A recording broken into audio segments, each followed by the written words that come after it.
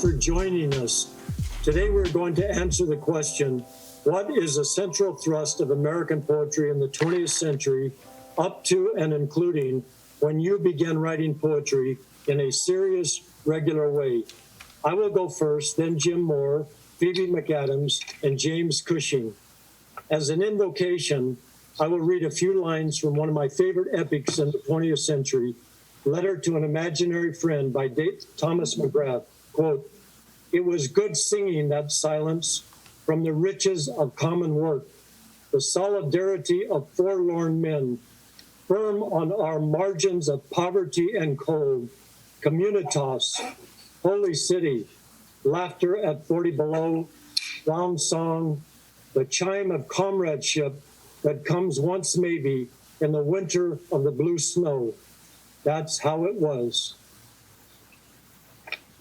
Now, my answer to the question, what is a central thrust of American poetry in the 20th century, is the most important movements in 20th century poetry are study of the introvert, capital I, imagism, long poem, personal writing. 20th century poetry began in 1855 with the publication of Leaves of Grass by Walt Whitman, the father of American poetry, maybe the mother too, though Emily Dickinson stands beside him. I celebrate myself, it begins, a new way of writing poetry no longer connected to or dependent upon European metrics. Whitman brought us a new vernacular, a new form, no more iambic pentameter. It's not only the freedom Whitman gave us in his long operatic line, but his all-embracing democratic spirit and sense of equality. I first came into contact with Walt Whitman's poetry when I was in the 5th grade. I was attending Bronson Grade School, a 2-story red brick building in the country, when our teacher taught us the poetry of Whitman and Dickinson. I remember memorizing "Oh Captain, My Captain" and standing in front of the class and reciting it.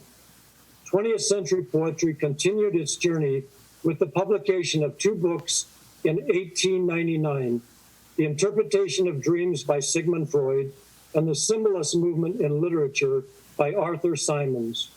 The first book deals with the unconscious and dream interpretation. This study of the inner life sets a stage for a study of the introvert in the 20th century. Freud's study of dreams, along with Carl Jung's work, has influenced many modern poets, including Holly Prado, whose dream life deeply informed her poetry. Simon's book brought attention to the works of Arthur Rimbaud, Stéphane Mallarmé, Gerard de Nerval, Jules Laforge, and others, influencing T.S. Eliot and other modernist writers. In The Sacred Wood, Eliot wrote, quote, "We remember that book as an introduction to wholly new feelings, as a revelation," end of quote. Ezra Pound changed the course of modern poetry. He put American poetry on the map. Pound championed the poetry of Robert Frost, T.S. Eliot, H.D., William Carlos Williams. In Ezra Pound's essay, Imagism, published in Poetry Magazine in March 1913, the principles of the imagist are stated. Quote, 1, direct treatment of the thing, whether subjective or objective. 2, to use absolutely no word that does not contribute to the presentation. 3, as regarding rhythm, to compose in sequence of the musical phrase, not in sequence of the metronome. This was attributed to Richard Aldington. Prior to this, in 1908, the English philosopher and poet T.E. Hume had talked about, quote, poetry based on an absolutely accurate presentation of its subject with no excess verbiage, end of quote. H.D. was the most prominent poet of the Imagists. Her poems were sculptured in a precise way on the page.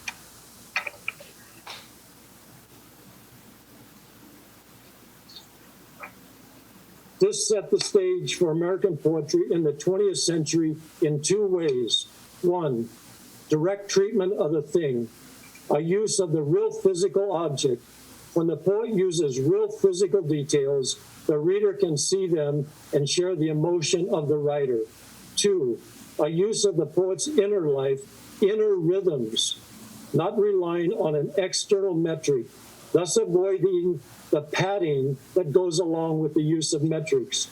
A fundamental place to begin building a more personal reality that begins in the inner life and moves outward as opposed to its opposite.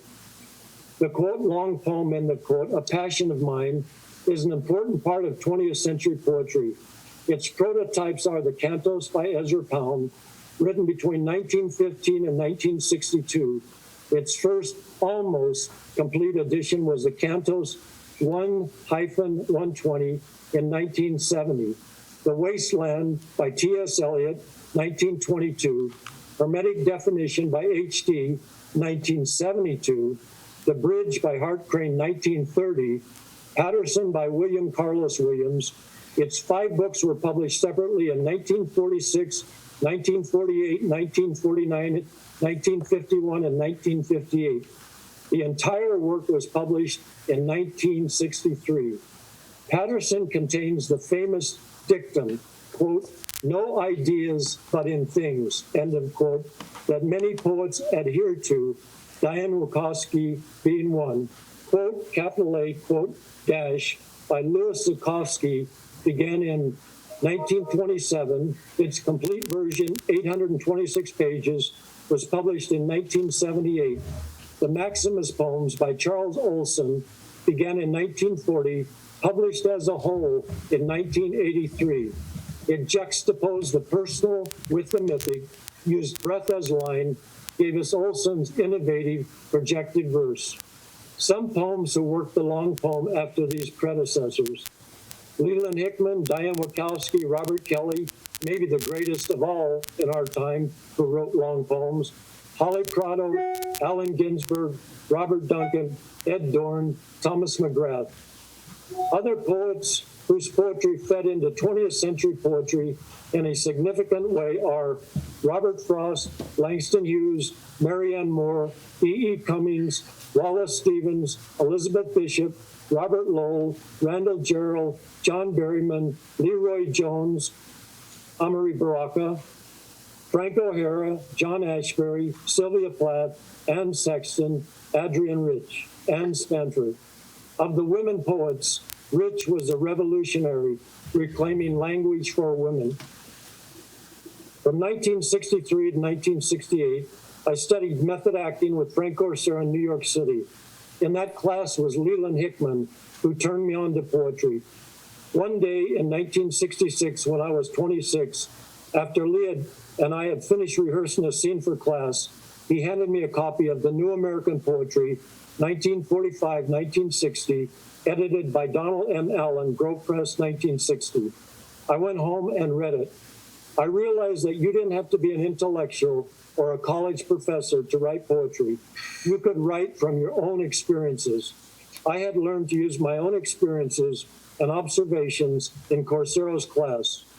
I began to buy and read books by poets in that anthology: Charles Olson, Paul Blackburn, Gary Snyder, Allen Ginsberg. They have all been important to me. Ginsberg gave me a sense of freedom, Snyder a way of working, precision, Olson a use of the personal and mythic in the long poem, Blackburn vision. I wrote every day, Monday to Friday, 8 a.m. to 11 a.m. that year. One night at St. Mark's Church, I read 3 of my poems. Paul Blackburn, the city's 1960 Grove Press, came up to me, said some nice things about my poems.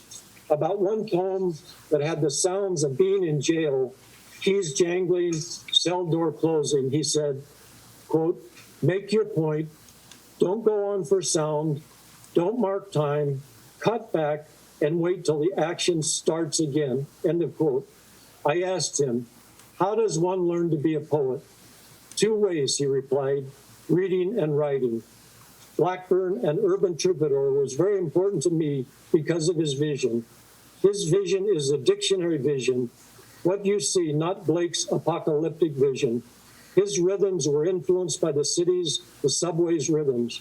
He had a good ear for what people said. In mid-1966, I saw a half-hour PBS show with Gary Snyder teaching a class at Berkeley. After the show, I wrote down what he had written on the blackboard. Quote, 1, what does the poet have to work with? the man and woman who gave him birth, the man or woman he lives with. Work, the soil over which he lives. 2, how does the poet work? Particular to general, objective, correlative. 3, what is the poet's quest? Quest for wisdom. His poem, Rip Rap, begins, quote, lay down these words before your mind like rocks, placed solid by hands, in choice of place, set before the body of the mind in space and time. Simply stated, the poetry of these poets are the lineage of the central thrust of American poetry in the 20th century. H.D., Ezra Pound, T.S. Eliot, Hart Crane, William Carlos Williams, Charles Olson, Allen Ginsberg, and Gary Snyder. The next poet who will read is Jim Moore. Jim Moore lives in Minneapolis, Minnesota, with his wife, the photographer Joanne Verberg. He has been writing poetry for almost 50 years. His next book will be published by Grey Wolf Press in fall 2021. It is tentatively titled Prognosis. Jim Moore. Thank you, Harry, and hello to everybody. Thank you. I'm really happy to be here, and I love, Harry, hearing you talk, and I have some remarks I want to make, many of which echo things that you said, but are different too. And I suppose one thing to say about the central thrust of American poetry is there may not be just one, and I think you made that point by referring to the various poets that you did refer to. And I was really struck by what you had to say about the long poem, thinking about why that's been so important in American poetry. And I get, perhaps this is almost too obvious to say, but I'm going to say it anyway, that in a long poem, you have a chance to create a whole universe, as a novel can do. You create a whole world. And a lot of the poets that you mentioned, Eliot and Pound are great examples, and Tom McGrath. I loved hearing his name because he was a poet who was both an LA and a Minnesota poet. So and I loved his work and his presence, but also a writer of long poem. You get a chance to redefine what poetry is when you write a long poem. And you get a chance to create almost a whole new genre. And I've never written long poems. I've loved reading them, but I just wanted to reflect that back based on your comments. So a sense of freedom, you said, that writing poetry gave that to you, and you had that sense of freedom in a way maybe that's almost unique to poetry because of the kind of form that it is. I think it's such a personal and subjective experience, poetry, that every poet would probably come up with a somewhat different list. But I notice on your list is Whitman, and it's on my list for sure. His work was so inclusive and so full of passion for nature, for solitude, for friendship, for love, for grief. And also he took on the political situation so beautifully of the day. He took on the Civil War, all that in the context of his beautiful long poem. A quote from the preface to the 1855 edition of Leaves of Grass, which I've always loved and which I've used in various contexts in my life. Whitman says, to his readers, he wasn't shy about telling readers what they should do and think and feel. He said, re-examine all you've been told in school or church or any book, and dismiss whatever insults your own soul. And your very flesh shall be a great poem, and have the richest fluency, not only in its words, but in the silent lines of its lips and face, and between the lashes of your eyes, and in every motion and joint of your body. So when I ended up writing a letter to my draft board back in the 60s saying I was not going to cooperate with the selective service system, I quoted that to them. I don't know that it sent any of them on to reading Whitman, but for me, it was he was not just an artist, he was also a kind of moral and political force in my life. And I think that's true for a lot of poets. I think you can look at a lot of poets. today, and also younger poets. And there have been some passages that have been highlighted recently in Whitman that are basically racist in nature. I'm very sorry to see those, and sorry that that was, at least at a certain point, part of his life. But in spite of that, or along with that, he was a tremendous force. And then the other one is for me, was Dickinson. Same thing, same powerful influence. And although she wrote short poems, and I think I could construct a thesis that would say that the heart of American poetry is the long poem, the really long poem, and the really short poem. That those two things both give the writer a kind of freedom that the middle-length poem doesn't offer so much. So, holding up some books there. So Dickinson was a master of the short poem, and I loved also what you said about the interior nature of the work that's involved. There's so little of that these days, it seems like, in our culture. And Dickinson was such a devotee of that inner solitudinous. You could almost say she lived a life of social distancing, a life of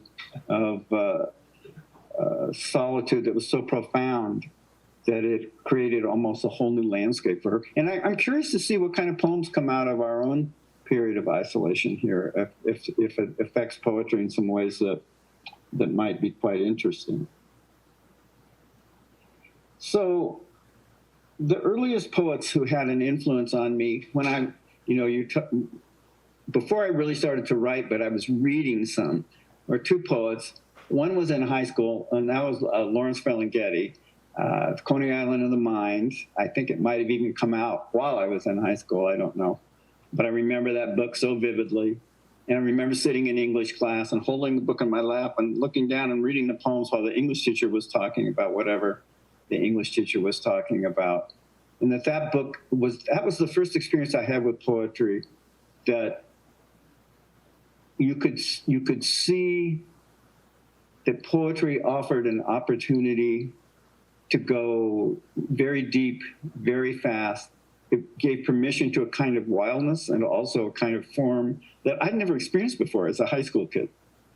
I did not read, as you did, Harry, Whitman and Dickinson, but I did read Lawrence Ferlinghetti, and I was sort of shocked and happy and astonished at that work.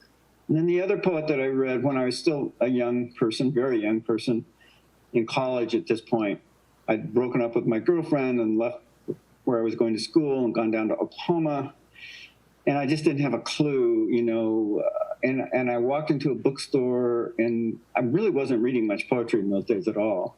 But I picked up a book by a poet named Kenneth Rexroth, whom, of course, I'd never heard of, another West Coast poet. And here was this grown man writing about the kind of heartbreak that I had gone through as a young, ungrown man, and writing about it with a kind of wisdom and intensity and perspective that absolutely astonished me. And that was the point at which I knew I wanted to be Kenneth Rexroth. Well, when I found out more about him later, maybe I didn't really want to be him. But in any case, at that point, I wanted to grow into the kind of person who could have that kind of perspective on his own life.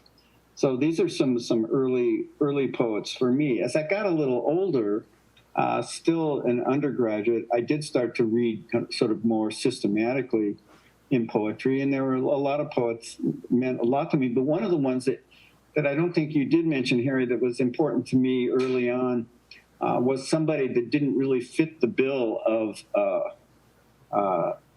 who a young hippie should be reading. And because I was reading a lot of the beat poets and Ginsberg and some of the other poets you mentioned, but was Wallace Stevens. Here was this insurance salesman, not probably a wonderful person, sort of off in his own world, but he wrote these ecstatic poems that responded so deeply. There you go.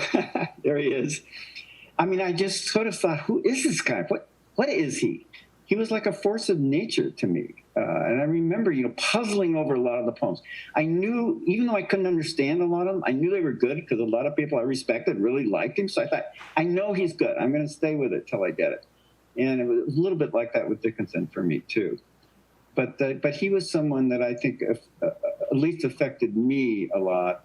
I don't know about other poets, and I don't know about whether he could be considered part of the central thrust of American poetry, but he was somebody who mattered to me. I'm going to stop in a second, but I wanted to mention one other kind of influence.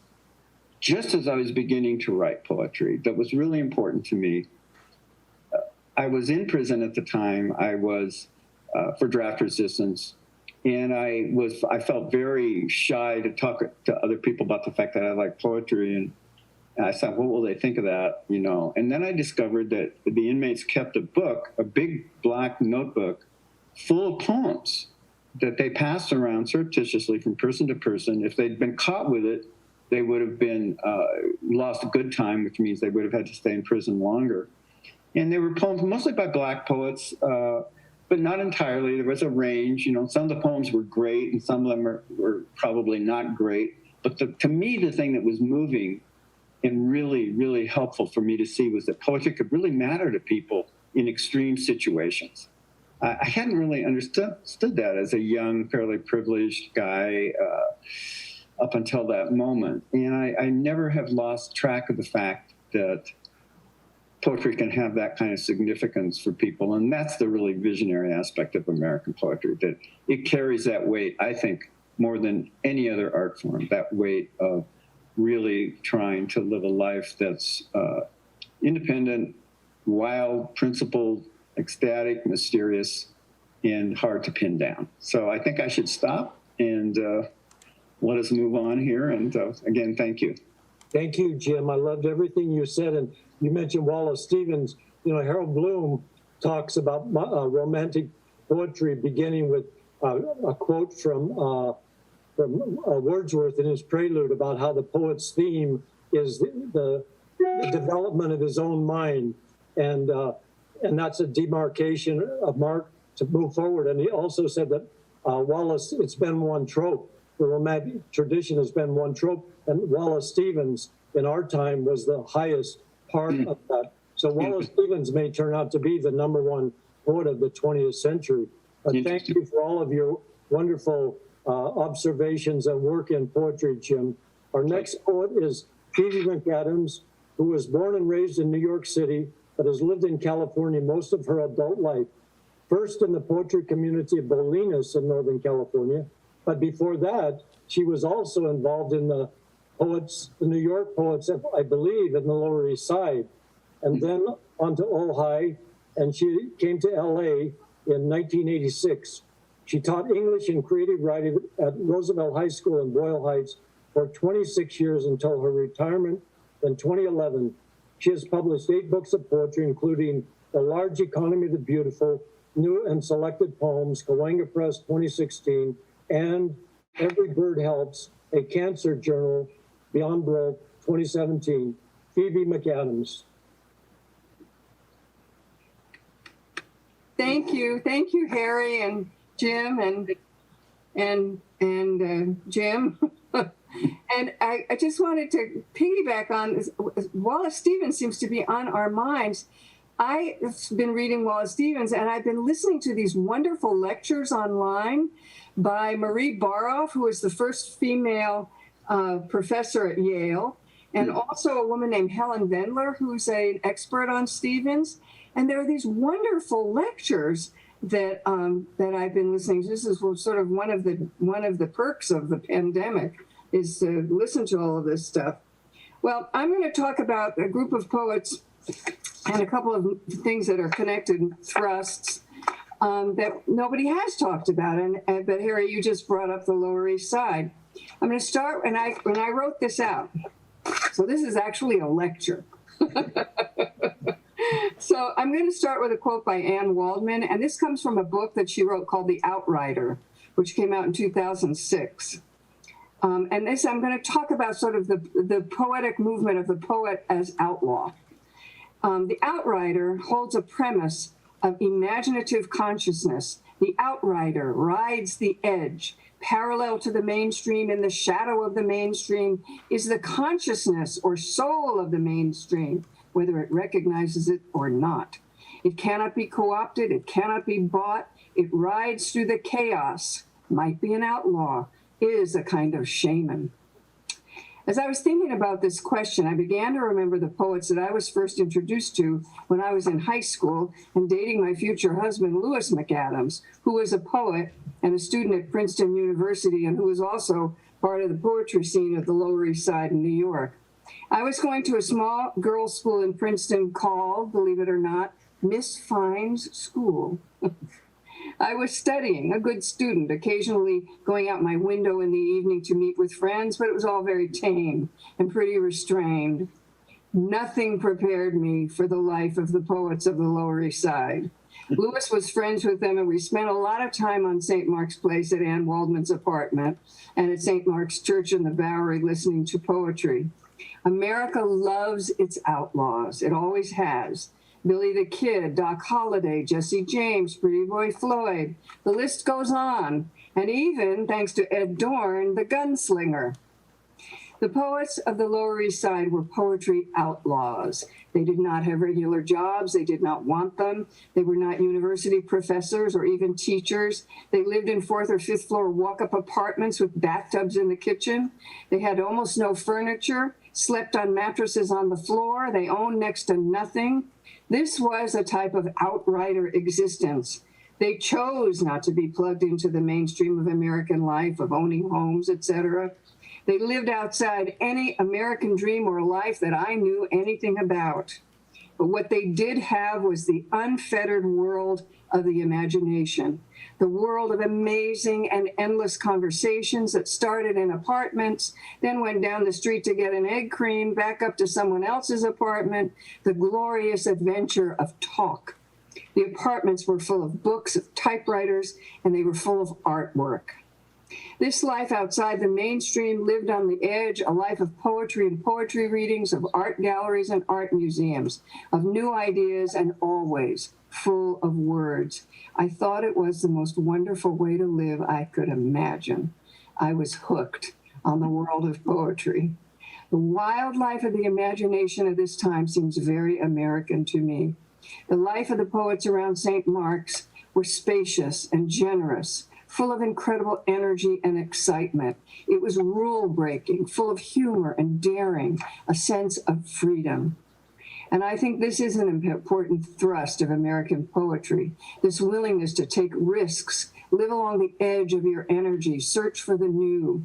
America was younger 50 years ago, more hopeful, and its poets were charged by Pound with a sacred trust to make it new. For all the craziness and wildness of the life of the 60s, this was serious business. Later, as people thought about and studied these poets, they became known as the New York School, which meant, among others, and there's a list here, Ted Berrigan, Alice Notley, Ron Padgett, Ann Waldman, Louis Warsh, Michael Brownstein, Ed Sanders, Larry Fagan, Bill Berkson, painters such as George Schneemann, and Joe Brainerd. And this was the second generation of the New York School, coming after John Ashbery, Jimmy Schuyler, Kenneth Koch, and Frank O'Hara. According to a New Yorker article, the new school of poetry tended to be witty, urbane, conversational. The poets allowed everyday moments, pop culture, humor, and spontaneity in their work, seeking to capture life as it happened. And this paragraph brings up another thrust of American poetry for me, an emphasis particularly in this poetry of the New York School, and that is their humor. Lightness, wit, and humor are an integral part of this poetry and also the art. When I read poems and books with such, this was when I was in high school, mind you, with such titles as Beam Spasms, Things to Do in Providence, or Great Balls of Fire, I thought, this is a joke. Who would name a magazine, Fuck You, a magazine of the arts? This can't be serious. I was wrong. Here's what Ted Berrigan says about the word amusing from the book Talking Poetics from Naropa Institute, Volume 1, edited by Ann Waldman. Quote, I love this. In New York City in the early 60s, I recall many times hearing the poet Frank O'Hara, who was an important figure to me, say of something that he liked very much, that it was very amusing. And to say of things he didn't like very much, well, that wasn't very amusing, was it?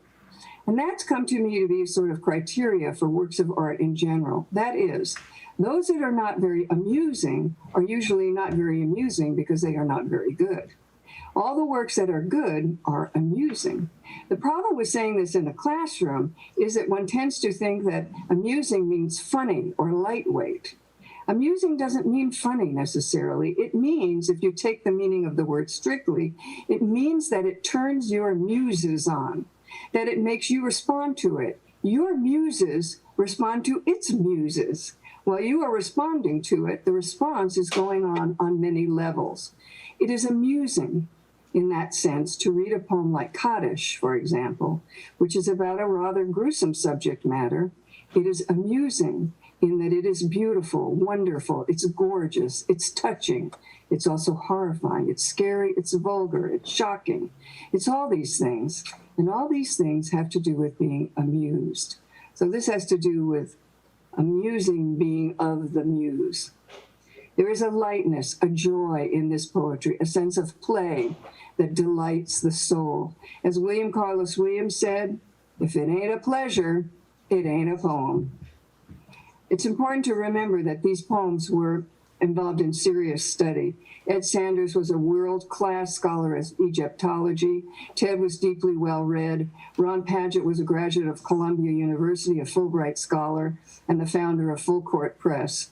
The poets of the Lower East Side, with all their wit and humor, had serious creds. That's the teacher in me. I have to add that, of course.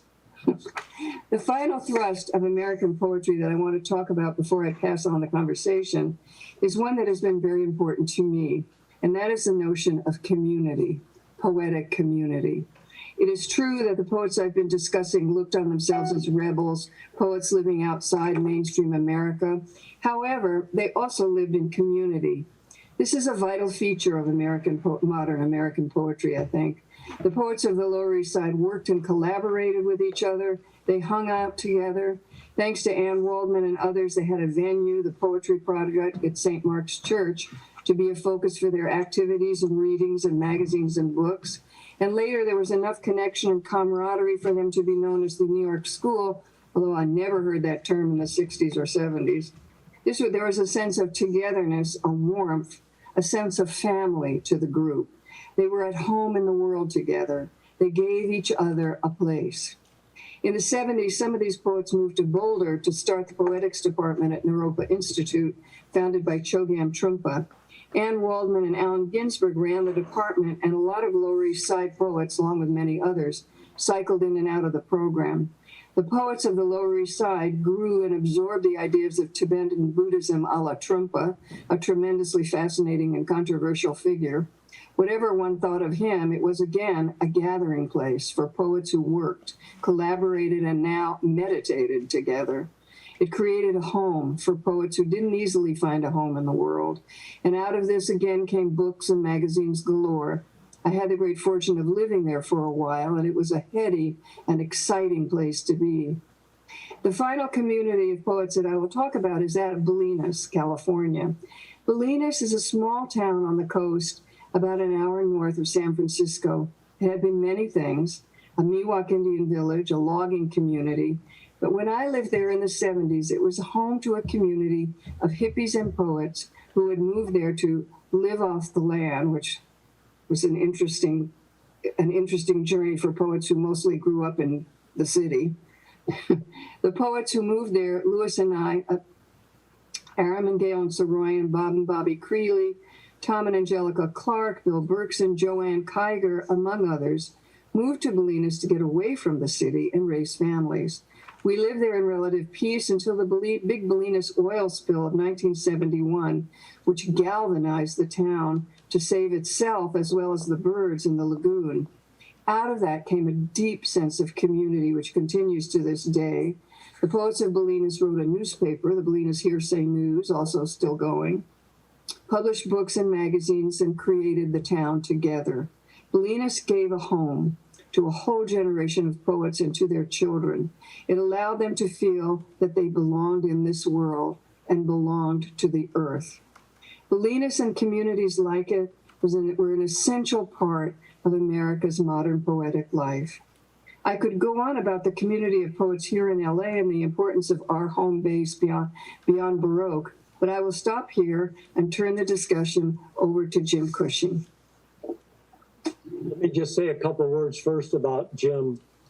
James Cushing, born in 1953 in Palo Alto, California, holds a doctorate in English from UC Irvine. From 1989 until his retirement in 2020, he taught literature and creative writing at Cal Poly, San Luis Obispo, and served as a community's poet laureate for 2008-2010.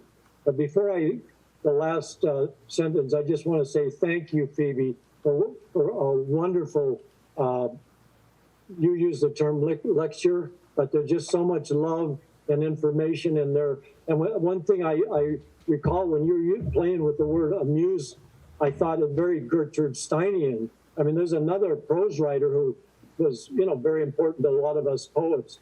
And then the other thing, the last little thing is, I remember the Fugs. Didn't they have a song called Love Goddess of the Lower East Side? But let me move on to Mr. Cushing. Cushing's poems have appeared in many journals, and his 30-year association with Cahuenga Press has resulted in 6 full-length collections of poetry, the most recent of which is Solace, 2018. James Cushing.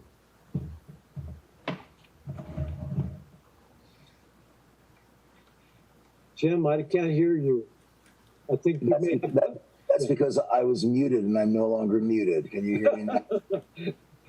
You can hear me now. Very good. Okay. Well,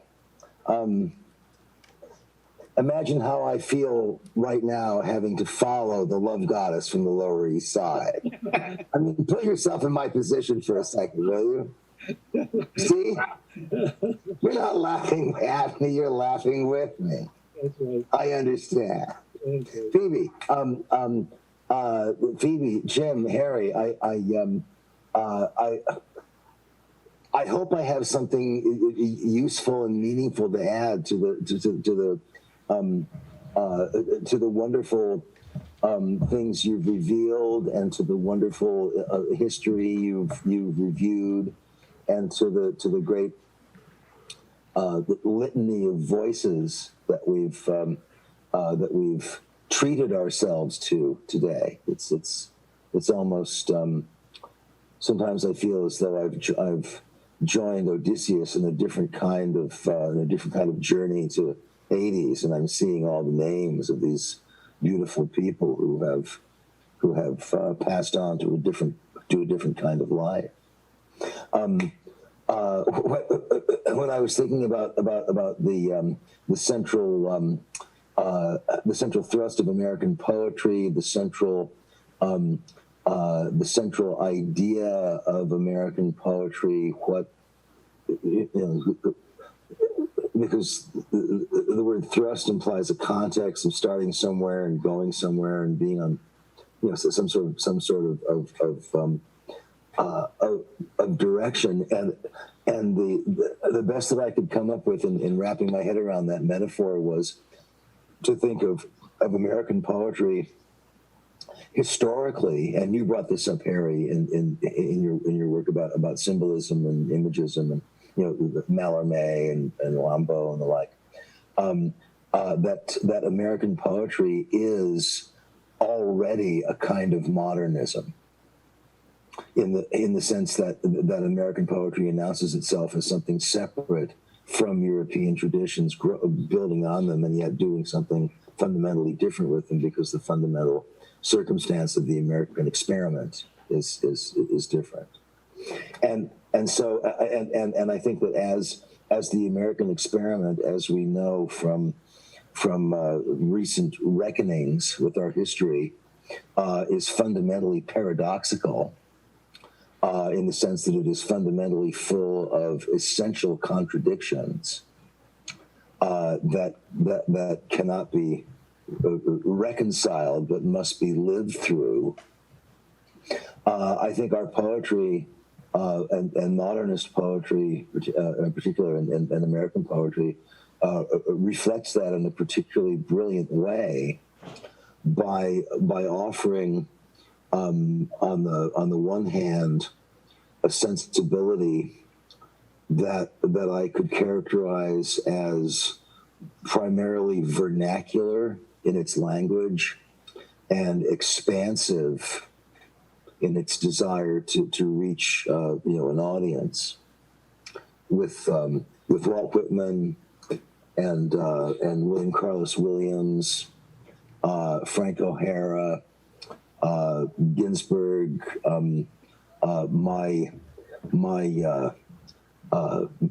one of my 8th grade favorites, Lawrence Ferlinghetti, and the Coney Island of the Mind. When Jim, when you described yourself as hiding the New Directions paperback behind something in school, that was me too. And then I did the same thing later with Ginsberg, but I got busted for it. And they yelled at me for bringing this pornographic garbage to school, and told me what kind of a asked me what kind of a weirdo I was.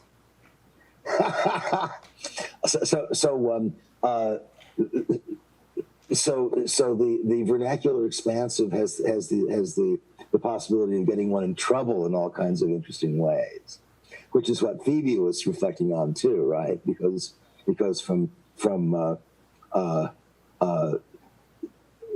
what is the chance to sit in a room reading a copy of Fuck You, a magazine of the arts, if not a wonderful new way to get into trouble? Am I right? All right. So there's that tradition, but emerging at the same time and with the same level of cultural force, partly because it's easier for college professors to talk about it, is what I might call, I looked up the dictionary antonym to vernacular, and it said formal, and okay, after great pain, a formal feeling comes. So there's some of that, but I'm thinking more in terms of not formula in the rhyme and meter sense, but formula, but formal in the sense of being aware of certain forms that may have an esoteric or symbolic meaning in and of themselves, a kind of a meditative dimension, and that's where Emily Dickinson, I think, connects with Wallace Stevens, in that both of them tend to lift one up into a certain kind of meditative state that is unlike anything else. Theodore Rettke has a good deal of this going on in it. Recently, this esoteric meditative tradition has been carried on by poets like Ocean Vuong, Ray Armantrout, whereas the vernacular tradition has been carried on by Ross Gay, Robin Cost Lewis, a number of other people like this. So I think that the thrust of American poetry has really been to keep some sort of presence or balance between these two ways of understanding a poem. That is, a poem as a way of using ordinary human language to widen the scope of the statement, or using a kind of formalized esoteric language in order to raise the level of consciousness up into something else, or a blend of those two things going on. In the first part of the 20th century, I think Hart Crane, whom Harry mentioned, was certainly intending to do that in his long poem, The Bridge. The fact that his success is still being argued back and forth is a sign of how important it is to make that attempt.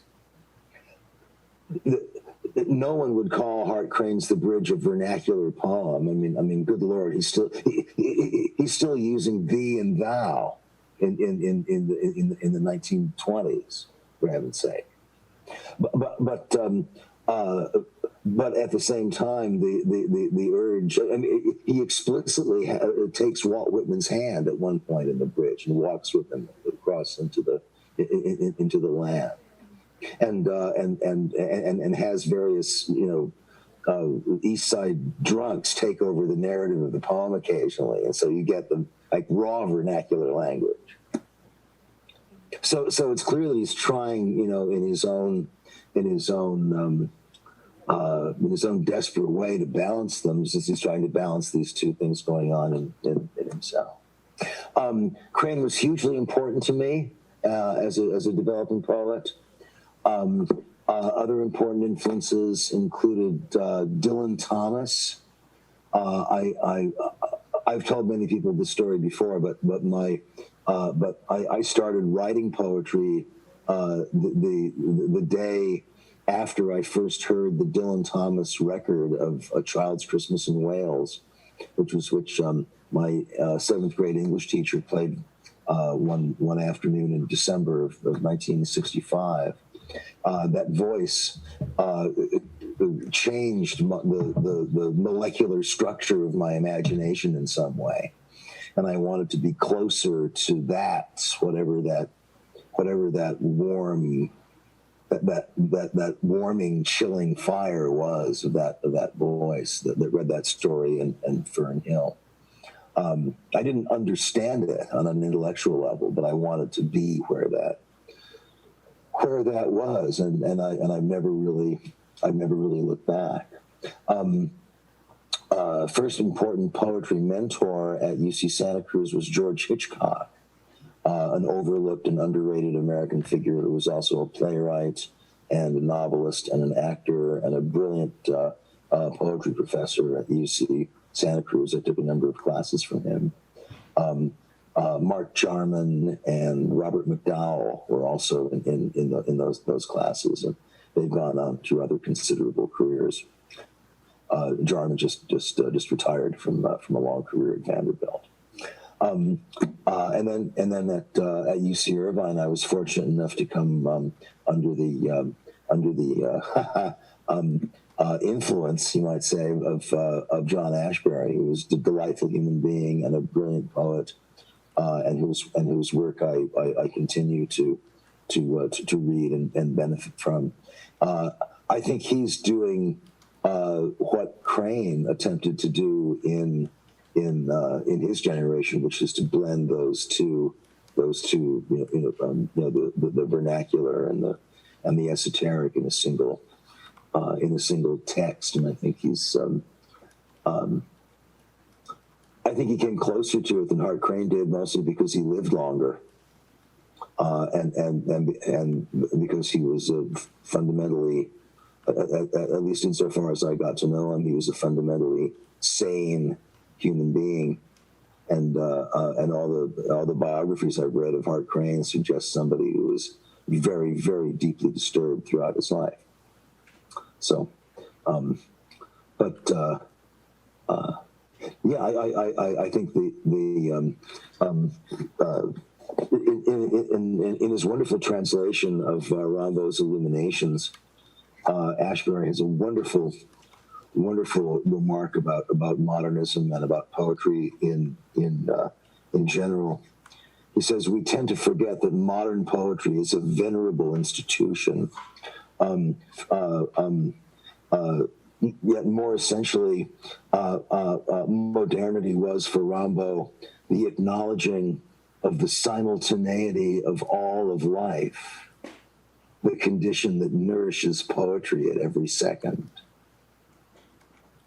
I love that.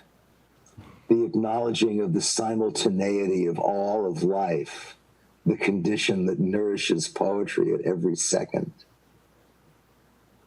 And all of life includes the parts of us that want to say, "Hey man, listen to this," and it also includes the part of us that wants to say,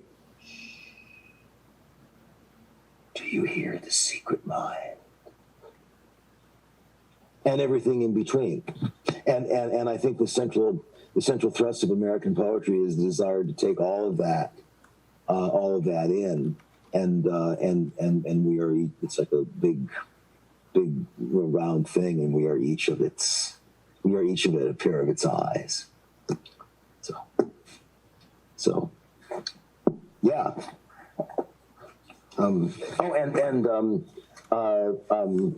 Thank you for mentioning the brilliant, overlooked, and underrated masterpiece, Letter to an Imaginary Friend by Thomas McGrath.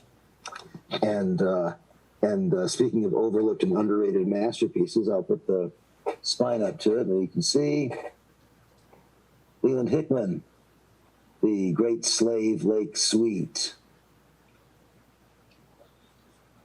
There is no reason for him not to be much better known than he is. Thank you. Thank you. And now let's jam. Well, thank you for that brilliant, when you put together the esoteric and the vernacular, and then the reconciliation, and then you went even on beyond that. And I loved everything you said.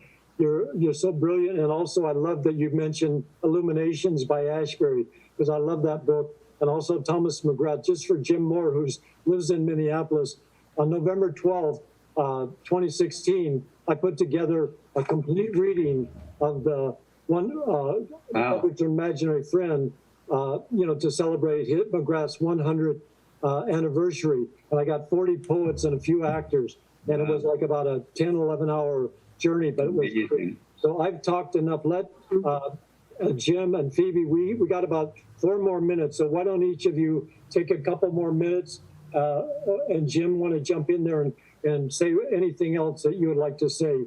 Well, I love Phoebe's idea of amusing, because as a very earnest Midwestern kind of a guy, amusing is not a word that I think of very highly.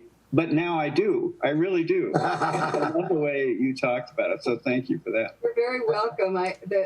Those poets, they were so much fun, and I thought of poetry as serious business. You couldn't be having fun like that. So it just blew open my world, and I never wanted to live without them ever again. Well, I see Bob Beecher up there. Bob's the CEO, president of MPTF, and he has a BA in Lit from Penn and an MA in American and British Lit from Stanford, and he has a deep, deep passion for literature. Bob, what would you like to say in the last 2 or 3 minutes we have? Well, I just feel like I got my PhD. Me too. Yes. Yeah. This was, such a painless way of getting it too. I mean, brilliant and fun, and I'm doing a bunch of other stuff while I'm listening, so I didn't want to be on video the whole time and have you all think I was being discourteous in any way. But you all are, Harry I know already, but all such big thinkers about American poetry in the 20th century, about the tradition of American poetry. What a delight and privilege to hear your views, not just from an academic, but from all of you, have very personal stories about your first exposure to poetry, the poets that have influenced you, the poets you've studied. Truly wonderful. You all shame me. I studied poetry. I'm not a poet, and I feel like post my academic period, I didn't really keep up with poetry. So I'm writing down names now, just furiously, of folks you're mentioning. I mean, of the people that you've spoken about, Stevens was a huge influence on me when I first started reading poetry. And remains that way, and remains. Harry and I have spoken about this briefly. And yeah, there we go. I mean, unpacking a single Stevens poem can be the work of several weeks, and then when you get to the end of it, you think, "What the fuck was the beginning of it again? I don't remember." I mean, it's such beautiful language and imagery, but what does it all mean? And, so yeah. So, and Eliot was a big influence on me. I sort of liked complicated poetry, difficult poetry. That was one of the things that attracted me, was this compression of language and ideas and images, and just spending time trying to pull it apart and understand it, not so that I could kind of summarize it, but I could inhale it or absorb it in some powerful way. Thank you, Bob. Yeah. I can see it's 1 minute to 2, and Jennifer should be there to move us Blow the whistle, yes. to the next show. But I feel like I'm sitting here looking at 4 pieces of the diamond. So I'm enthralled by all of you. And thank you, Jim Moore, Phoebe MacAdams, James Cushing, Bob Beecher. And here is, to use my words, mostly Bob words, because I read it every day and I agree with him 100%, the fabulous Jennifer Clymer. Thank you, Jennifer. And Celeste. Harry, thank you again. Beautiful. Thank you. Yes. Thank you, Harry. Thank you, Harry. And as a reminder, Harry's book, Love Poem to MPTF, just came out. We will be sharing information on how you can acquire your copy. We will be getting additional copies for the prize zone. And in just a few minutes, Brett Hadley will be here performing live. We're calling it Shakespeare in the Alley, because we can't have him in the theater and we're not in a park, so it's Shakespeare in the Alley. We're going to show a music video, but I want to say, I know we've got residents that are coming to perform poetry next week. It is always a delight to welcome those of you that are artists who are off of the campus to come and participate with us and revel in creativity that has not stopped because of the pandemic, but in many ways has expanded. Thank you. You're here. Thank you, Jennifer. Thank you. Thank you, guys. Shakespeare, he's in the alley with his pointed shoes and his bell. There you go. Looking to some French girl who says she knows me well. There we go.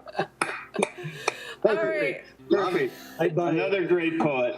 Yes. Right. Yes. Bye-bye, everybody. Bye. Thank you. Thanks, guys.